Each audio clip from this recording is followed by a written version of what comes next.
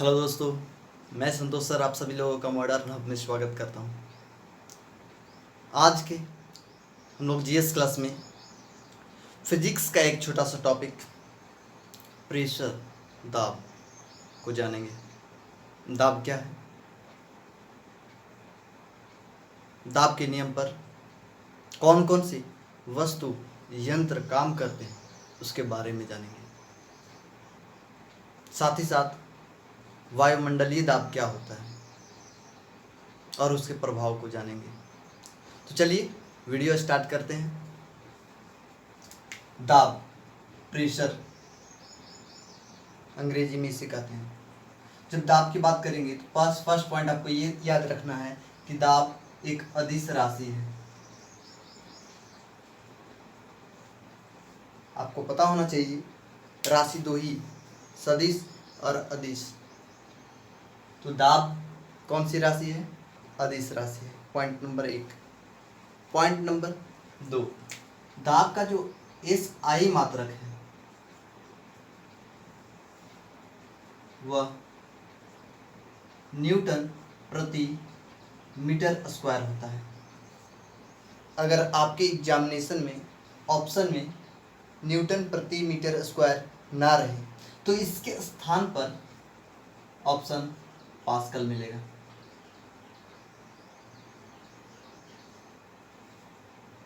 Next point ये है इसमें कि अगर क्वेश्चन में दोनों ऑप्शन हो तो, अगर क्वेश्चन में दोनों ऑप्शन होगा तो तीसरा ऑप्शन ए और बी दोनों होगा। तो इस प्रकार से आप इसे याद रखेंगे। दाब कहते किसको है?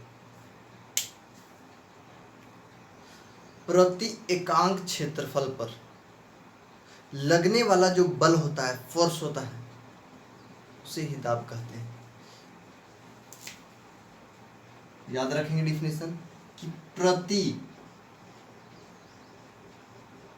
एकांक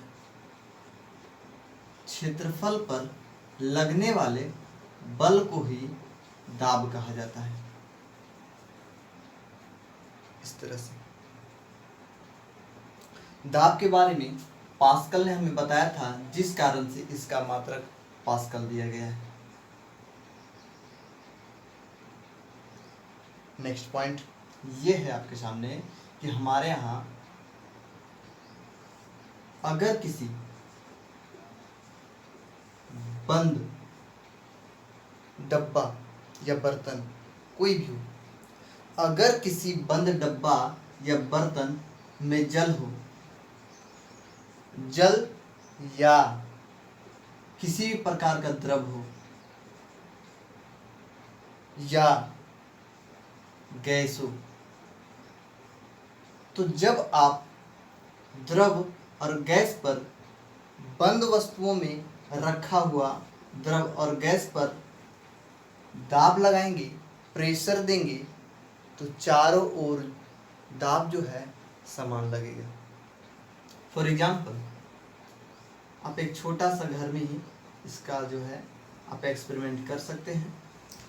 घर में एक छोटा सा बर्तन लीजिए, इसमें जल को भर दीजिए और इसमें किसी भी प्रकार का वस्तु किसी भी कोने पर, किसी भी प्रकार के वस्तु से किसी भी कोने पर या बीच में कहीं भी आप दबाव डालें तो आप देखेंगे यह जो जल का स्तर है चारों ओर समान गति से, समान रूप से ऊपर की ओर जा रहा है। ऐसा नहीं कि सिर्फ यहाँ पर हम प्रेशर दिए तो इधर जल जो है ऊपर हो गया, इधर जो जल है नीचे, बिल्कुल नहीं। चारों ओर जो है समान गति से और समान जो है ऊंचाई तक जल का फैलाव हो जाता है। तो इस प्रकार से जो है ये बात जो है हमारे यहाँ पास्कल ने बताया, इस कारण से इसे पास्कल का नियम भी कहा जाता है। पास्कल का नियम।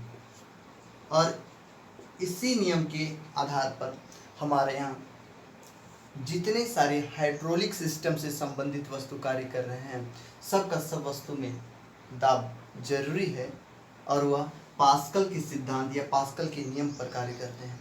जैसे आपने सुना होगा हाइड्रोलिक लिफ्ट,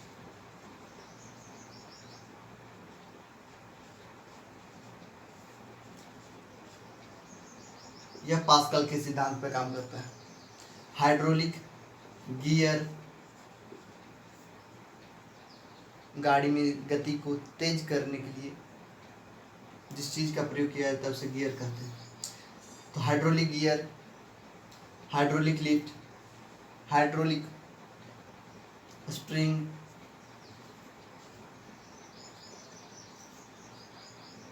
इत्यादि। कहीं भी आपको दिखे कि हाइड्रोलिक संबंधित हो, हाइड्रोलिक जैक जिससे किसी भी चीज को ऊपर उठाया जा सके, तो सभी चीज जो है हमारे यहाँ पास्कल के सिद्धांत पे कार्य कर रहा है। तो ये बात है।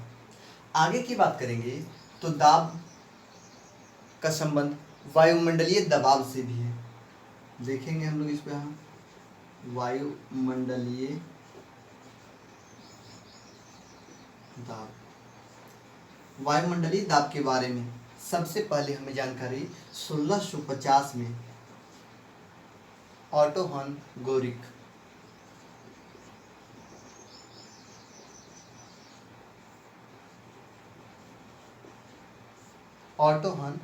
नामक वैज्ञानिक ने 1650 में हमें वायुमंडलीय दबाव के बारे में जानकारी दी है। वायुमंडलीय दबाव भी उसी प्रकार से हम लोग देख सकते हैं जिस प्रकार से हम लोग दाब के बारे में देखें, यानी प्रति एकांक क्षेत्रफल पर यहाँ वायु के द्वारा लगने वाले दाब को, किसके द्वारा? वायु के द्वारा लगने वाले दाब को वायुमंडलीय दाब कहते हैं। तो इस प्रकार से वायुमंडलीय दाब सर्वाधिक हमारे यहाँ क्षोभ मंडल में होता है। वायुमंडलीय दाब हमारे यहाँ सबसे अधिक सतह के ऊपरी भागों में होता है।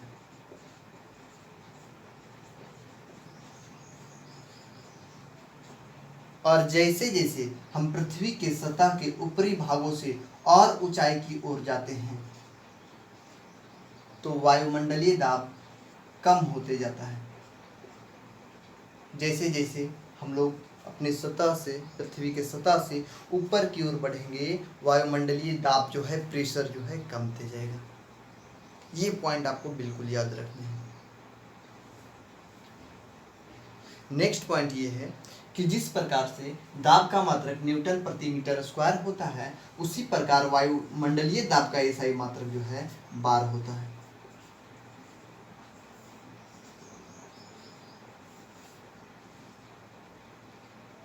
और जब बार की बात करेंगे तो एक बार बराबर 10⁵ न्यूटन प्रति मीटर स्क्वायर होता है। ये भी पॉइंट बहुत ही जरूरी है, आपको याद रखने हैं इसको। एक बार बराबर 10⁵ न्यूटन प्रति मीटर स्क्वायर होता है। आगे की पुनः बात करें तो इसमें हम लोग ये देखेंगे कि वायुमंडलीय दाब को मिली बार में व्यक्त किया जाता है। मिली बार में व्यक्त किया जाता है। वायुमंडलीय दाब की फिर बात करें तो वायुमंडलीय दाब को जो मापने वाला यंत्र है उसे हम लोग बैरोमीटर कहते हैं। तो बैरोमीटर से हम लोग क्या मापेंगे? वायुमंडलीय दाब को मापेंगे, एटमॉस्फेरिक प्रेशर को मापेंगे। तो इस प्रकार से आप लोग जानिए, बैरोमीटर की सहायता से ही हम लोग आने वाले मौसम की जानकारी, अगले समय में मौसम कैसा रहेगा, कल मौसम कैसा रहेगा, इसकी जानकारी भी हमें वायुमंडलीय दबाव से ही प्राप्त होता है। यहाँ 3 पॉइंट जो मैं आपको बताने वाला हूँ वह अक्सर एग्जाम में पूछे जाते हैं। इसे आप बारीकी से समझेंगे और बिल्कुल इसे नज़रअंदाज नहीं करेंगे। देखेंगे क्या?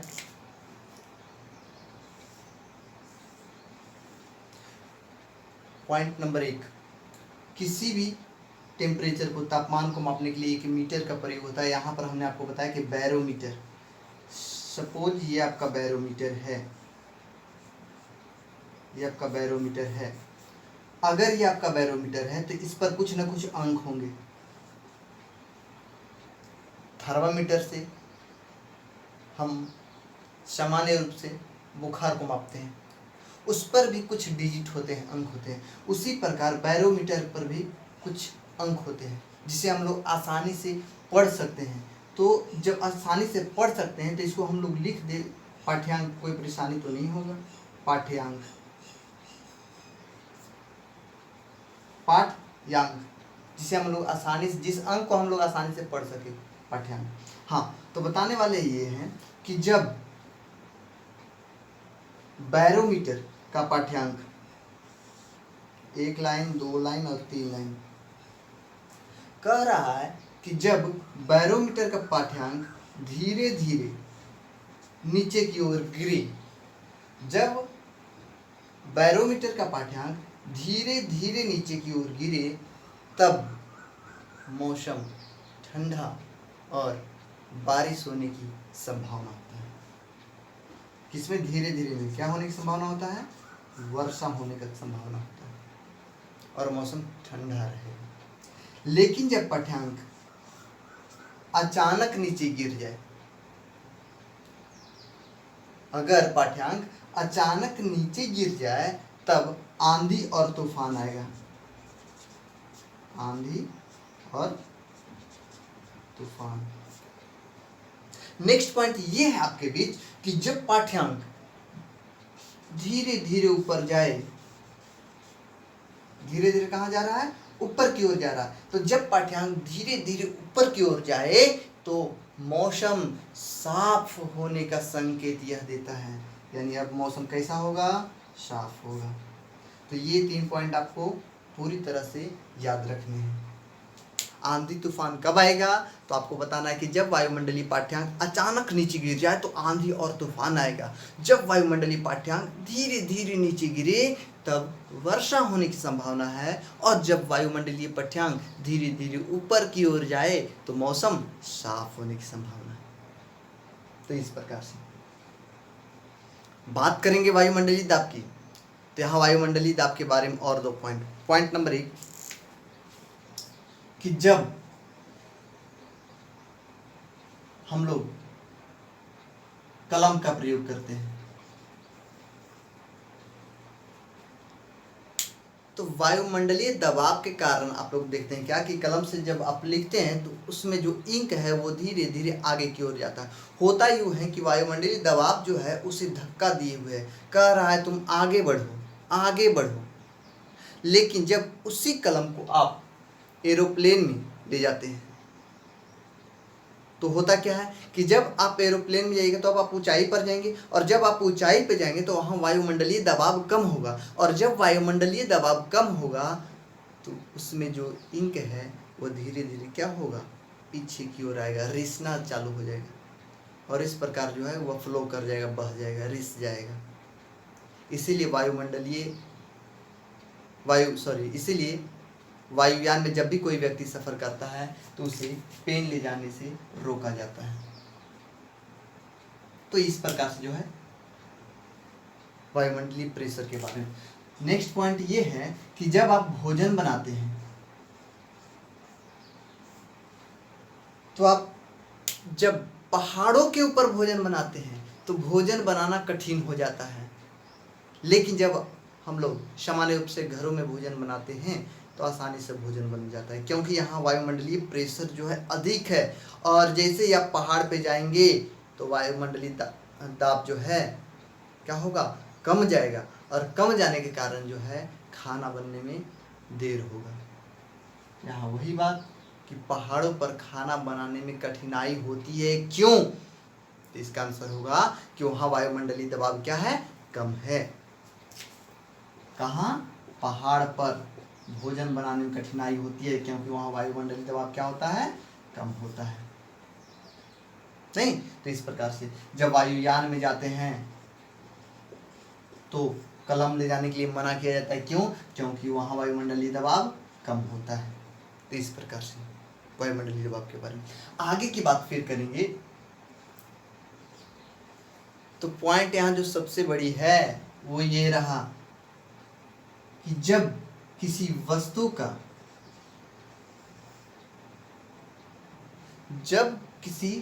वस्तु को हम लोग गर्म करते हैं और गर्म करने के बाद अगर इसका आयतन बढ़ जाए,